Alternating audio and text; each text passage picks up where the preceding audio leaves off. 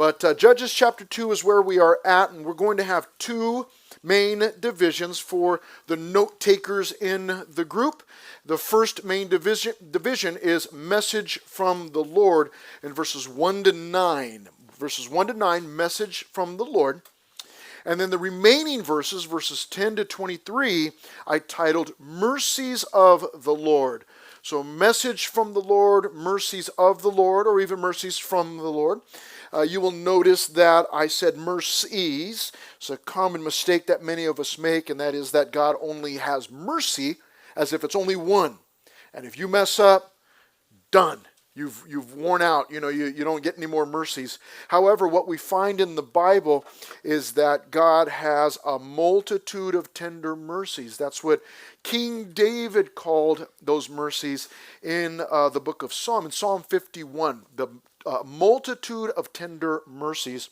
And we will see that today as the highlight of this chapter. So we'll get into our first main division, which is message from the Lord in verses 1 to 9. And it begins in verses 1 to 3 with our first subpoint, which is rebuke. Rebuke is a biblical term, means correction, discipline, but really it's more correction. It begins in verse 1 this way: Then the angel of the Lord. Now immediately we stop there because let me explain this. This is not just any angel. Not that any angel would not be something special. Any angel, any appearance of an angel would be something special. But this is the angel of the Lord. That is an indication for us, as it will become apparent here as we read on into verse 1, that this is actually God speaking, appearing. Now, why does it say an angel, or the angel of the Lord? Well, it is believed by a lot of good Bible teachers, much better than I, that the angel of the Lord is actually an appearance of Jesus in the Old Testament. As you may know, Jesus was born much later in the Bible, much later on in the book of Matthew, Mark, Luke, John, right? Those are the Gospels where we get the birth of Jesus. Well, this is way back in the Old Testament, and Jesus isn't on earth yet. He's not on earth walking around, but we believe that this actually is an appearance of Jesus before the New Testament. This is what we would call a pre-incarnate appearing of Jesus. You go pre-incarnate, what in the world is that? Is that like pre-workout when I go to the gym? What are we talking about here? Well, listen to the word pre-incarnate. Incarnate. Now, some of you will go to lunch today, and when you go to lunch, you might go to a Mexican place, and if you go to a Mexican place, there's a good chance that you're going to get carne asada. We call it carne asada or carne asada, right? What does that mean? Carne asada, it means really good. That's what that means, right? What does that mean? It was talking about the meat, the way that it's prepared, okay?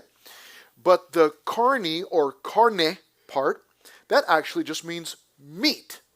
So when we say pre-incarnate, you go, wait a minute, it kind of sounds like carne. That's right, it does. Because what that means is that this is an appearance of Jesus before he took on human flesh or human meat and became a person, which we read about in Matthew and Mark and Luke and John, right? So this would be before his birth. That's what this is talking about. This is what we believe this is referring to. But this is God, and that will become evident here in verse 1 when it says, Then the angel of the Lord came up from Gilgal, that's a place where they had camped at prior to, and came to Bochim. Bochim means weeping, and we find out why as we read on. And here's what the angel said. Number 1, I led you up from Egypt and brought you to the land of which I swore to your fathers. So, first thing the angel of the Lord says, and again we believe this is God, says, I'm the one that brought you out of Egypt. Now, it's not just I brought you out of Egypt, but what was going on in Egypt? What was going on in Egypt was that they were slaves in Egypt. So they were living in slavery, caught in slavery. So what the angel of the Lord is saying is, I saved you from slavery. It's not just I brought you from Egypt, but I saved you from slavery in Egypt. Second thing is in verse 1, not only did I lead you up from Egypt, but here's the second thing, brought you to the land of which I swore to your fathers. So the angel of the Lord is speaking to the people, the Israelites, while they are in their new land. Because the angel is referring to that, saying, I brought you into this land. Now the third part of this is in verse 1, which I swore to your fathers. I made a promise. I swore to your forefathers that this is what I was going to do. And I've done it, God is saying. Okay, this is what I did. The next thing that he says in verse 1, and I said at the end, I will never break my covenant with you. Now a covenant, what is that? Well, a covenant is an agreement. Okay, so God had made a promise. God had said, I'm saving you from Egypt, but I'm going to take you to a land. I promise you that. And then the other thing is, I promise you that I will never break my covenant, my agreement with you. Okay? He's never going to break it. Then in verse 2, it goes on, the message continues. And you, he tells the people, shall make no covenant, agreement, with the inhabitants of this land. Now that is where the rebuke starts. And again, rebuke is a correction, biblical term meaning correction. And the angel of the Lord is rebuking the people. Now up to this point, it sounded great. Sounded like, oh, this is a fun message. This is a nice message.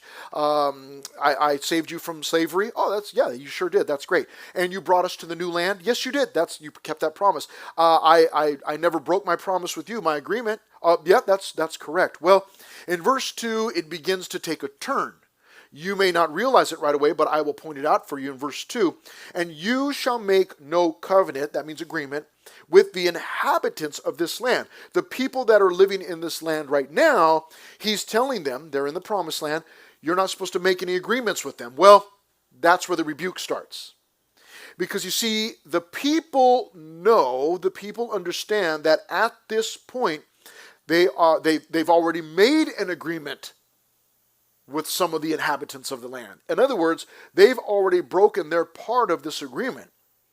They've already been disobedient. They were not supposed to do that, but they've done it. It's like a parent saying, I gave you a ride to the mall, didn't I? And then you go, yeah. And I gave you money, didn't I? Yeah. And I told you not to use that money in this particular store, didn't I? See, everything was good up until that point. You go, yeah, you did give me a ride, and you're just so gracious to do that. Thank you so much, Mom or Dad. And I gave you money, right? Yeah, you gave me money. Yeah, I loved that part. That was a good part. But I told you how not to spend that money. And then you go, oh, they did say that. I wasn't supposed to go into Spencer's. Or I wasn't supposed to go into whatever particular store. You did say that. Yeah, you told me. See, at that point, your parent is still asking questions, but you already know. I'm dead. I'm dead. They're coming for me. They're coming for me. All they're doing is asking questions, but the rebuke, the correction has begun. So, in verse 2, here's another thing. The angel says, I told you this also. You're not supposed to make an agreement with the inhabitants of the land, but they've already done it. And he also told them, you shall tear down their altars. So destroy their religion. Get rid of it. It's all fake. It's false. It's demonic. It's harmful. You're not supposed to do it. But you see, at this point, they hadn't done that. They had already messed up. And then he tells them in verse 2, he makes it real clear. But you have not obeyed my voice. You didn't obey me. You didn't do what I told you to do. You weren't supposed to spend your money on that at the mall. And then the question in verse 2, why have you done this? Why'd you have to ask me that? Why'd you do it? Why'd you do it? Right? Why'd you do it? Well, you don't have an answer. Except for, it was just a momentary lapse in judgment. I disobeyed is what it was. That's all it is. Your parents drop you off at the mall. They give you some money to buy, do a little bit of shopping, buy some food, whatever, Sbarro, slice of pizza, stuffed pizza. Come on, right? And you're just like, oh yeah, but then you spent your money on the wrong thing. Told you not to go. And then they ask you about it. Like, hey, I did this. I took you. I dropped you off. I gave you instructions, right? Yeah. I told you what not to do. Yeah. Okay. So why did you do that? Now I'm going to tell you, as a parent, I'm sharing some insider secret info with you.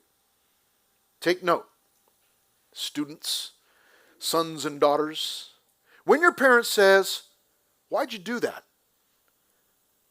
Share two things with you. The worst thing you can do is blame it on someone or something else. Oh, I don't know. I didn't realize it was Spencer's. Lie. Right? I know you're lying. Or blame it on somebody else. Oh, it was Ezekiel. He made me do it. I don't know. Sorry. It was him. No. Now, that's the worst thing you could do. Best thing you could do is say, I messed up. I disobeyed. Please forgive me. Now, after your parents hear that, and they pick themselves up off of the floor, they're going to say, hey, good answer. Let's make it right. Let's fix it. That's going to go way better for you. Rather than trying to hide it or blame someone else or something. I don't know. I didn't eat soon enough, and I didn't realize what I was doing. I don't know. I'm sorry. I messed up. I disobeyed. That's what it was. It was disobedience. Mom and Dad, please forgive me. I'm so sorry. That's the correct response. And so he asked them at the end of verse 2, why have you done this? Verse 3, therefore. Now you all know, because you're good students, you already know that the word therefore means based on what we just heard. Because of what we just learned. So verse 3, therefore. So because you've been disobedient, I also said in verse 3, God tells them, I will not drive them out before you. So I'm not pushing these people out of the land.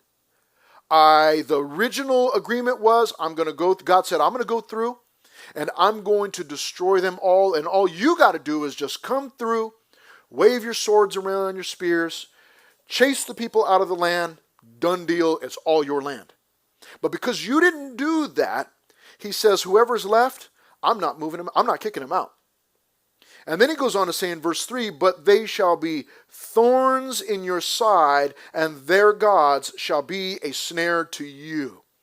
So I'm leaving the people, your enemies, and they're going to be problematic for you. And he describes them as a thorn in their side. Never fun to have a thorn in your side. Some of us were at Joshua Tree yesterday, the guys, and you're walking by a bush and all of a sudden, you get caught on one of the bushes because some of them have thorns and you might even get it into your skin or whatever. And it's not like a fun thing. It's not like, oh, this feels so good. Let me stick my whole arm in there. You don't do that. You're trying to get, out of that thing as fast as you can.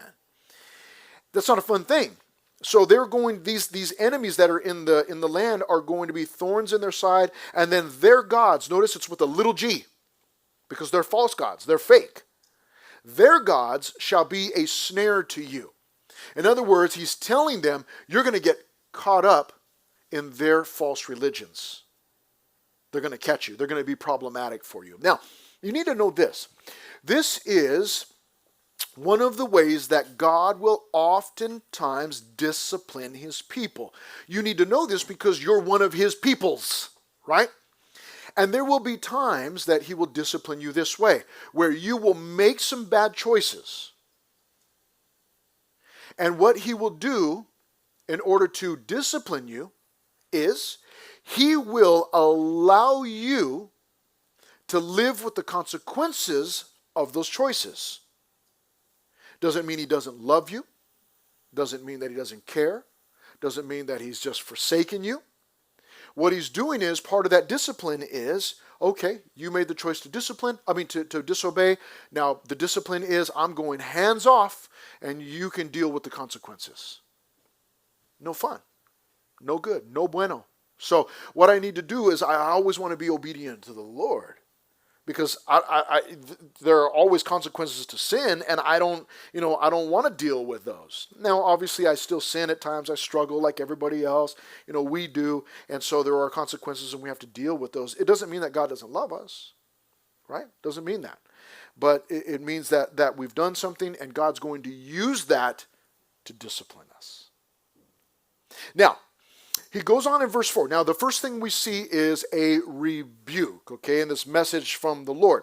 But now we will see a response from the people in verses 4 through 7. Verses 4 to 7. And the first part, it's a three-part response. The first part of their response is sorrow. Sorrow is a good way to respond. Mom, Dad, I'm sorry. But just saying I'm sorry, that's not good enough. That's not biblical. Mom, Dad, I'm sorry. What do you mean? You're sorry you got caught? You sorry what? What are you sorry for? You know what's even better? Mom and Dad, I'm sorry. Please forgive me. I sinned. Please forgive me. Please forgive me. Engage them in it. Not just I'm sorry. When my kids say that to me, I'm like, what are you sorry about? You sorry that what? You sorry that you did it? You sorry that you got caught? You sorry that I found out? What are you sorry for? But if it's I messed up, please forgive me. Okay, now we're getting somewhere. Now we're talking. But they begin with sorrow. This is a good way to respond. So it was in verse 4, when the angel of the Lord spoke these words to all the children of Israel, that the people lifted up their voices and wept.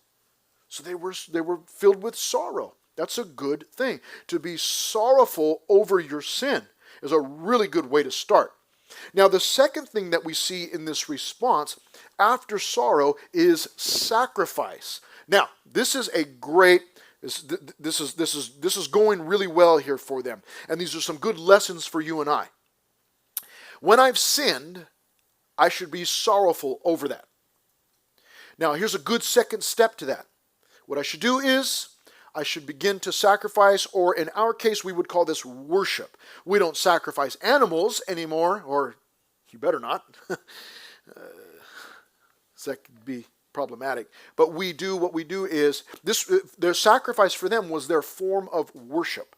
So for you and I, a really good second step is after I'm sorrowful, and I realize that God doesn't hate me, but He still loves me, but there is going to be some discipline, then a really good thing to do is get my mind, my heart, my eyes fixed on Him. Let me worship Him.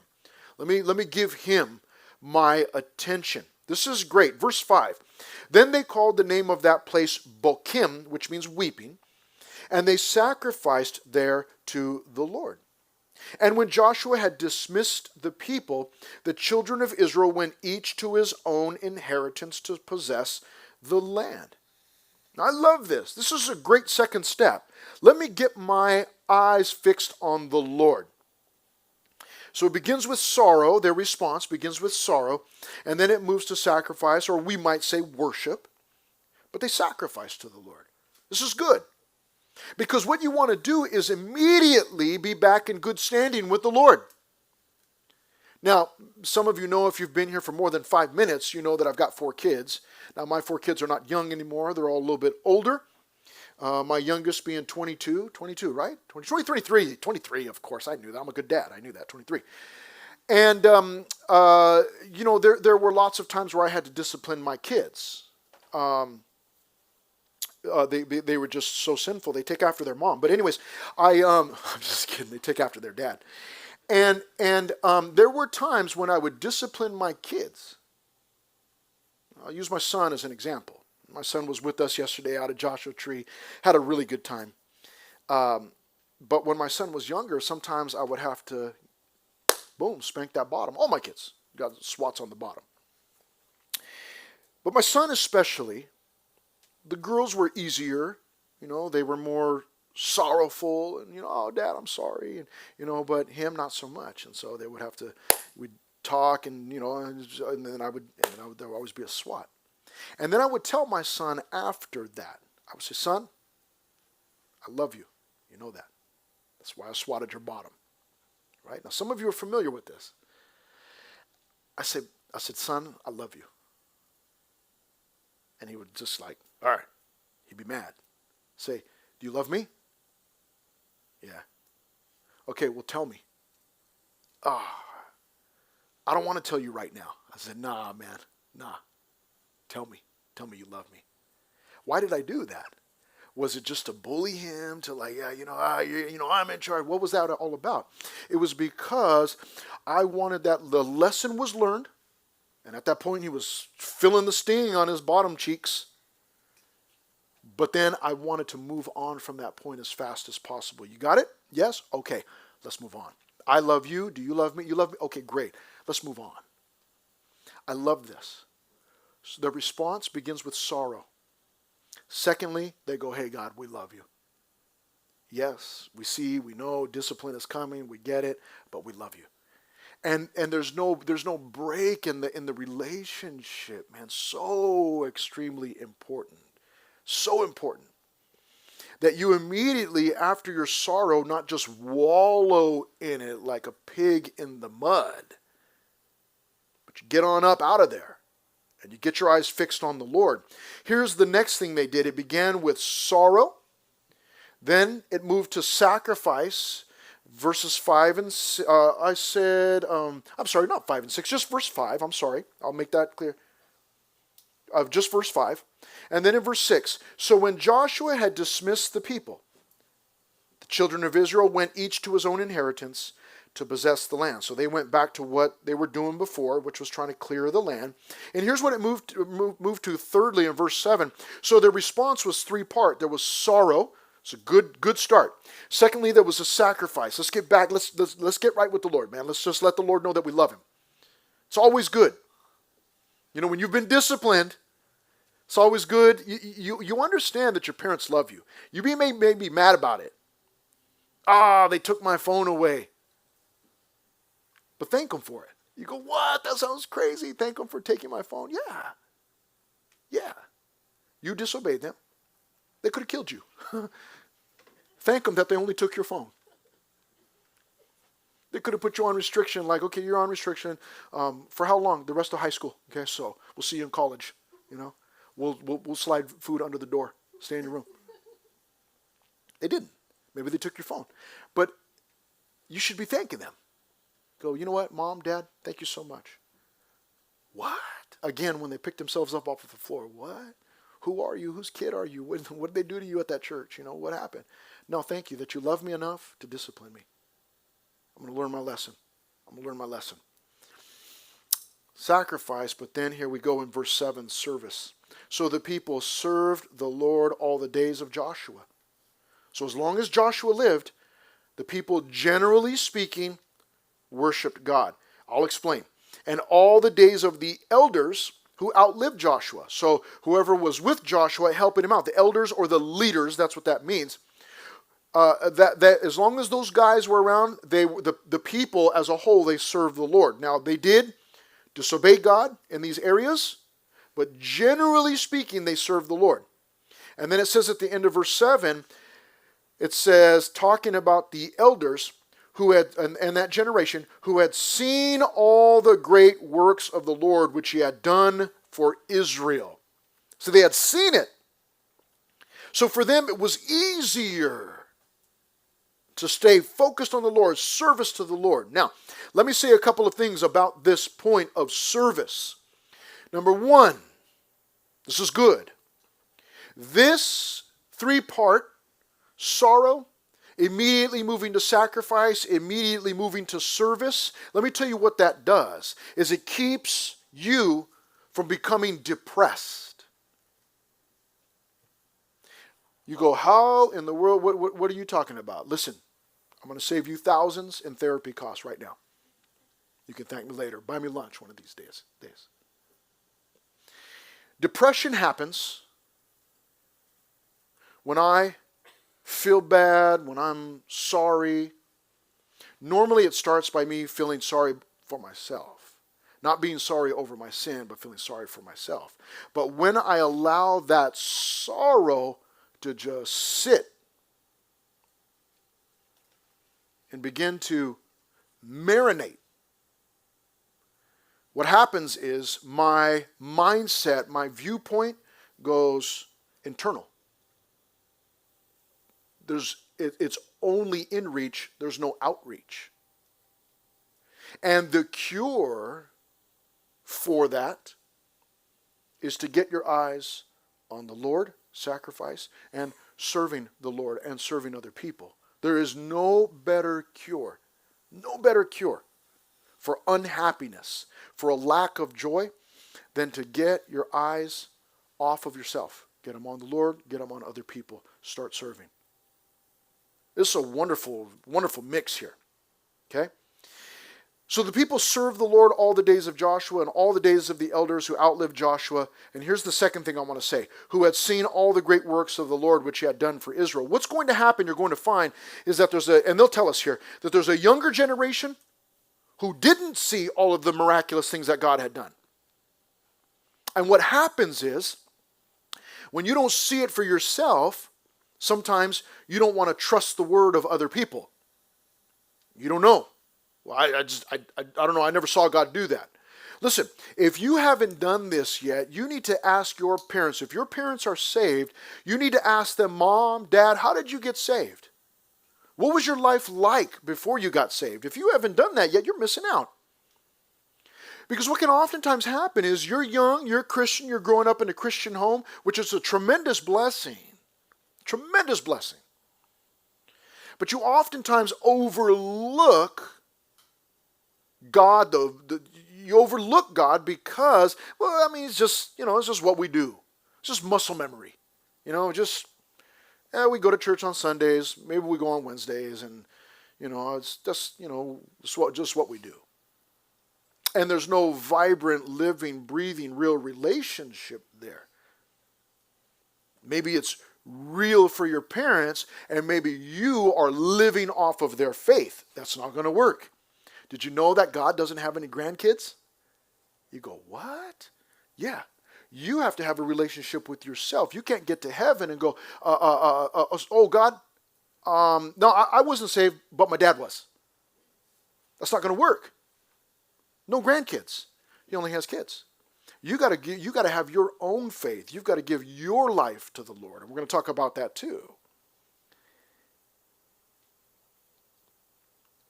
But this is the cure. Get your eyes off of yourself. Get your eyes on the Lord. Get your eyes on other people. Start serving. I love this response here. Service in verse 7. They start serving the Lord all the days of their life. But you want to ask your parents and say, hey, what was life like for you? You know what? Because you guys are all young, beautiful people. And there's a good chance that most of you, maybe there's someone in here who has, but most of you, maybe all of you, you didn't grow up in the gang life. I'm from the Fee. What's up? You didn't grow up that way. You probably were not a drug addict when you were 3. You probably were not going to the nightclubs when you were 5. But some of those things, some of those sinful lifestyles your parents may have lived, and now they're saved. But you've never even bothered to ask them, what were you like before you got saved? Ask them, because they can tell you, oh man, this is what I was doing, this is how I was living. You look at your parents like, oh, really? And then they go, nah, but the Lord saved me when I was 20 or 25 or 40 or whatever. Or he saved me when I was 18. Ask them. See what the Lord has done. Maybe you haven't experienced that yourself because you didn't grow up in that kind of a lifestyle, but you want to hear about it and understand and know that, oh, this is what the Lord can do. Maybe you haven't needed that kind of salvation because, again, you weren't wrapped up in that kind of sin. But to understand this is what God has done, man, this is how good God has been. And this group here, notice at the end of verse 7, there's a reference here. The people served, but at the end, it tells us that these are the people that had seen the great works which the Lord had done for Israel. Now we'll see the flip side of that in just a moment. Look at verse 8. Now Joshua the son of Nun, that's his dad. His mom wasn't a nun, okay? Now Joshua the son of Nun, the servant of the Lord, died when he was 110 years old. And they buried him within the border of his inheritance at Timnath Heres in the mountains of Ephraim on the north side of Mount Gaash. Now, at this point here, beginning in verse 10, we move to our second main division. And that is the mercies of the Lord. That's what's on display here. Now, what you are going to see, it's going to seem like what's on display is the sinfulness of the people. But that's not what's on display this morning. I don't want you to leave here with that on your mind, the sinfulness of the people. What I want you to leave with is the mercies of the Lord. Let's look at it. Verse 10. When all that generation, that older generation, had been gathered to their fathers. That's a really sweet way of saying they croaked. They died. They kicked the bucket. When all that generation had been gathered to their fathers, another generation arose after them. Look at this. Who did not know the Lord nor the work which he had done for Israel. Some people are, I'll believe it when I see it, people. Christians should be, I'll see it when I believe it. Now, we've already seen, Jesus already gave his life. He already proved it. He already proved his love. We've already seen it. But many of us are like, I don't know about that God stuff, man. It's good for my mom and my dad, but I don't know. I haven't really seen it. Again, maybe you didn't grow up in that kind of a sinful lifestyle. But when you talk to your parents, you go, oh, talk to some of the leaders in here. Right? Talk to some of the leaders. Sinful people, man. Ugh. But now they're saved.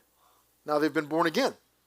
Well, here's a generation in verse 10 that arose after that older group, and they did not know the work of the Lord nor the work which he had done for Israel. Verse 11, then the children of Israel did evil in the sight of the Lord and served the Baals. Now, I titled these verses 10 to 13, Disobedience. Disobedience, verses 10 to 13. And we see that they didn't know the Lord. They didn't want to know the Lord. And in verse 11, what did they do? They served the Baals. You go, what are the Baals? What's that? Those were, Baal was one of the many gods that the people in that land were worshiping. False god, false idols, demonic. It was demonic, demonically powered. The people began to, they forsook the Lord and they began to worship the Baals. So they gave in to idolatry. What did God say? That's what he said in our first section. And in verse 12, and they forsook the Lord, God of their fathers, who had brought them out of the land of Egypt.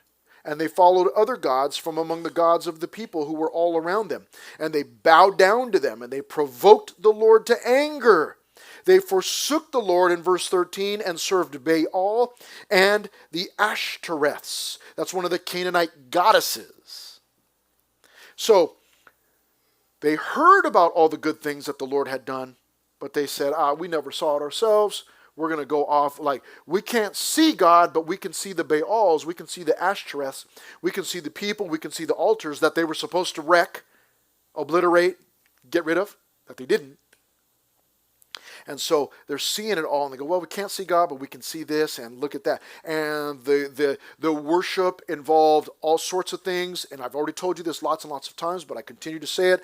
The worship in that land included sexual practices, deviant sexual practices between men and men, kids, animals, everything. Horrendous. And they saw that, oh man, look, let's go do that. Over here with God, we got to kill animals. Over there, we can do whatever we want. See, that's appealing. Over there, I got rules. Over here, I'll do whatever I want. It's appealing. And so they turned their back on the Lord and worshiped these other gods. Disobedience. Well, in verses 14 and 15, it was discipline. Biblical principle. We disobey, there's discipline.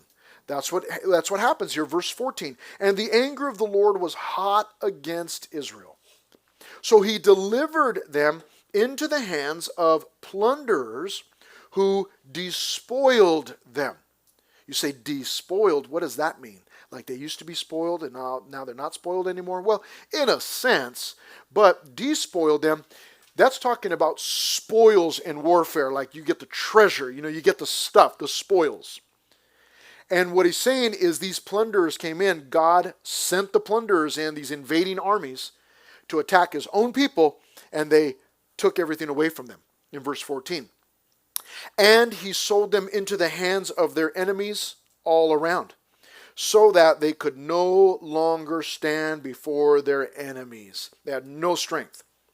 Wherever they went out, the hand of the Lord was against them for calamity, as the Lord had said, and as the Lord had sworn to them, and they were greatly distressed. Now, some people read that and they go, oh, look, there it is. God turned his back on his own people. He doesn't love them anymore. No, God's disciplining them because he loves them. If you've never read the book of Haggai in the Old Testament, one of what we call the minor prophets, we call it minor because it's only 2 chapters. You can read it in like 10 minutes, which is one of the reasons why it's my favorite, one of my favorite books. Read it fast. But chapter 1 is incredible, Haggai. Now, you and I eventually will get there in like 6 years, okay? So you might want to read it before. But in chapter 1 of Haggai, God is speaking to the people through Haggai. And he says, hey, you guys have been planting lots and lots and lots of food, but you're only reaping very little. Only very little is growing back, just enough to keep you fed. It's cold, you keep putting on clothes to try and make yourself warm, but it's not enough, you're still cold. You keep getting money, you're making money, and then you put it in your bag to try and keep it safe, but there's a hole in your bag and it keeps falling out. And then God asks the question, he goes, why? Why is that happening? And then God tells him, he answers his own question. He says, because I blew it away. He said, all the hard work that you people were putting into your lives, I blew it away. And we go, oh my goodness, why would why would he do that to them? They're working so hard. Why would he blow it all away? Well, he tells them, he says, because of my house, which sits in ruins, while all of you are working on your own houses. You go, what? The house? Yeah. The people, the temple of God was slabs of stone. They never built walls. They never built a building because they started working on it. Then they got scared. Then they got distracted. Then they started working on their own homes. And they ignored God's house. And what they were really doing was, it wasn't really about the house. It was about they had ignored God. And so God was disciplining them, trying to get their attention, waving at them. Hey, you know, I was calling for you, throwing rocks at you, hitting you with things. You didn't get it. Here I am. I'm telling you, this is what's going on. They didn't get it. There's discipline. Why did God discipline them in our chapter here in Judges? Because he loves them. Plain and simple. If somebody disciplines you, a parent, a teacher, a coach, a referee, if somebody disciplines you, it is because they care. If they do not care, they'll go, whatever. I don't care. Go, yeah, here, give me the soccer ball. Boom, okay, go chase it across Scott Road. Go on, get out of here. Just leave me alone. No, they tell you, hey, get away from there. They might, you're running towards Scott Road chasing the ball. They might tackle you. They might run up behind you and kick your legs so you fall. They might drive up in their car and cut you off and knock you down. What are you going to do? You're going to get up all mad. Oh, why'd you stop me? You know, I was going to chase in my ball. Yeah, you were going to chase right across the drive. You're going to get hit, killed. So I stopped you from danger. What we should be is thankful. That should be our response. But oftentimes we're angry. Oh, why did you stop me? Well, God's disciplining his people here because he loves them. Now, here's the cycle. Disobedience, discipline, and then deliverance. He saves them. Verse 16. Nevertheless, the Lord raised up judges who delivered them out of the hand of those who plundered them. Well, what do you think happened at that point? Verse 17, I'll give you a wild guess. Disobedience. You go, oh, but we already had disobedience at the beginning. Yeah, I know. This is the cycle. Verse 17, yet they would not listen to their judges, but they played the harlot, that means prostitute, with other gods, lower g, lowercase g, and bowed down to them. They turned quickly from the way in which their fathers walked. In obeying the commandments of the Lord, they did not do so. Disobedience. Well, it's a cycle, right? So what happened next? Discipline happened next, although it's not named at the beginning. I'll show it to you. But here's our next point. After the disobedience, there's deliverance again. Let's read it in verse 18. And when the Lord raised up judges for them, the Lord was, verse 18, the Lord was with the judge and delivered them out of the hand of their enemies all the days of the judge. For the Lord was moved to pity by their groaning because of those who oppressed them and harassed them. So he mentions at the end of verse 18 that there was the discipline. That's where God allowed the people to harass them in verse 18. But what we see there is disobedience, discipline, deliverance. Disobedience, in between there's discipline, and then deliverance again. You see the cycle? Vicious cycle of sin. Verse 19. Guess what they did next? You're figuring it out, right? Disobedience. And it came to pass when the judge was dead that they reverted and behaved more corruptly than their fathers by following other gods to serve them and bow down to them. They did not cease from their own doings nor from their stubborn way. Now, we get a little key here, a little key word or key phrase. Their own doings. That's the problem. The problem was that they were doing what they wanted instead of what God wanted. That's the problem. Many Christians do not understand what I'm about to share with you. When you got saved, hopefully you've done that. If you haven't done that, you need to give your life to the Lord. But give your life to the Lord. What is that? Well, here's a problem that we have in our modern church, especially here in SoCal. We're trying to make it fast and free and fun and like, oh yeah, you could get saved and come to the Christian concerts, man. Oh, it'd be so cool. And we fail to explain to individuals that what you are doing, in becoming a Christian, what you are doing is, yes, you're getting saved. You're having your sins forgiven. Yes, you get the promise of eternal life. You get blessings from the Lord. Yes. But what you need to do is, you say, well, what is God asking me to do? What he's asking you to do is to give him your life. You hear people say, oh, I gave my life to the Lord back in 1982 or whatever. What does that mean? I gave my life to the Lord. Now, I have had adults come in for counseling, Christians, adults, parents, and say, Pastor Chris, I was like, what's the problem? What's going on? You know what? I'm trying to do this in my life. I try to go back to school. I'm trying to get this job over here. I tried to join the military. I tried to join the police. I was trying to get a job at Amazon. I was trying to sell, houses. I'm trying to do all these things, but nothing's working out. And then they look at me like a deer in the headlights, man. Just boom, frozen. When I say, okay, wait a minute. When did you give your life to the Lord? Oh, I gave my life to the Lord when I was 20 or when I was 18 or when I was 42 or whatever. And I don't know. It's just not working. Okay. I say, you gave your life to the Lord, right? Yes. Okay. It sounds to me like you gave your life to the Lord. And ever since you did that, you've been trying to take it back and do your own thing. And they like, what? It's like, yeah.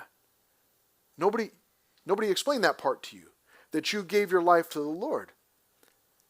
So you've been trying to go to the military and be a police officer and work at Amazon and be a realtor and be a lawyer and coach and do all these other things. But did God tell you to do any of that stuff? I don't know. I just was, just trying these new things. But why would you do that? Your life is not your own.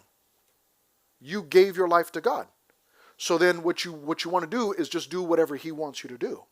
And check this out. God might say, you know what? I want you to finish up school. I want you to go to college. I want you to get a good, career, get a good job, get a good spouse, some good kids, get a good dog, get a good house, go on some good vacations. God might want that for your life. Or he might say, nah, that's not for you. We're going to send you on the mission field. We're going to put you in the ministry. You're going to be a youth pastor. What? But what you want to do is let him do it. It's not your life to live. It's his life. You gave it to him. And so, not too long ago, I was talking to a young man who came in to the office during the week, and he said, hey, I want to know more about the Bible, more about God. I want to come to church. I said, that's great. I said, are you saved? Well, not yet. Okay, well, church is good, but it's not enough. You come to church, it's like taking an animal out of the mud pit, cleaning that animal up. They might look good for a little while, but still an animal. What you want to do, I told him, you got to give your life to the Lord. He goes, yeah, I need to give my life to the Lord. I said, yeah, you need to get saved. Yes, I need to get saved. I said, okay, but understand that what I'm telling you, young man, he was a young man, your age. I said, what you need to understand is you're giving your life to the Lord. He goes, yeah, I know. And I go, no, that means your life is not your own anymore. 14 years old, coming in here to see me, you got issues, you got problems. That's why he was in here. I got problems. Okay, you need to give your life to the Lord because you're running your own show and it's not working. So you need to give your life to the Lord. He looked me in the face and he said, no, I'm going to have to back out. I can't do that. I said, wait, what do you mean you can't do that? He goes, no, I'm not ready to give my life to the Lord. I asked him like this, point blank. I said, let me ask you something. I said, you leave here? You don't give your life to the Lord, you leave here? I said, what happens? You're riding your bike. What happens if you get hit by a car and you die? Where are you going to go? He looked at me and said, I'll go to hell. I said, you know that? Yeah, I know that. And you don't want Jesus? No, I don't want to give my life to him yet. I got things I got to do.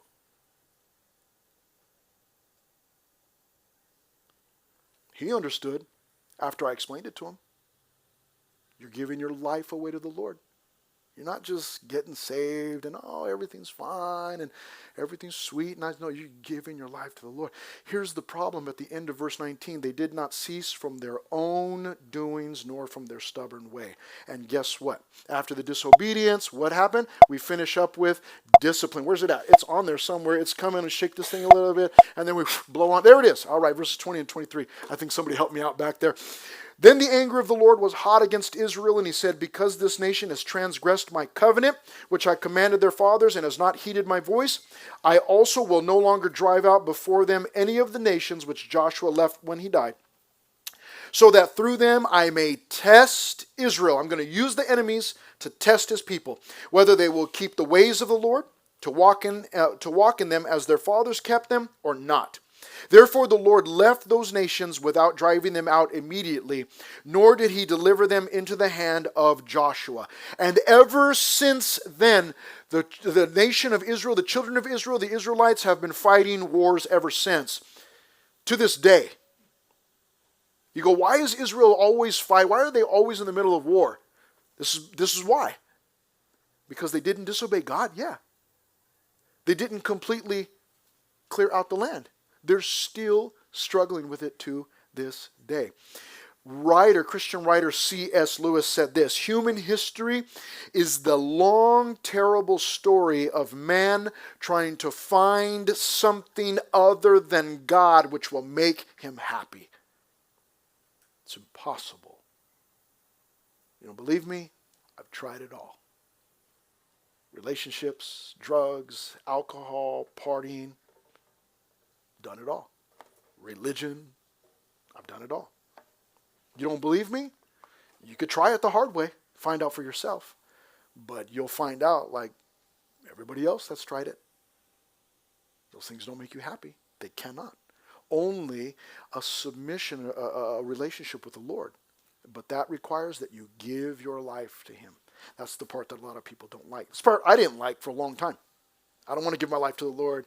He's going to make me dress funny, listen to weird Christian music. Like, nah, I don't want to do all that. I got to get up early, go to church on Sundays. Nah, I didn't want to give my life to the Lord. But then at 20, I realized, oh, I've been doing this myself, and this is what I ended up with right here. It's like, no, I need to give my life to the Lord. Father, thank you so much for your word and for the lessons, wonderful lessons.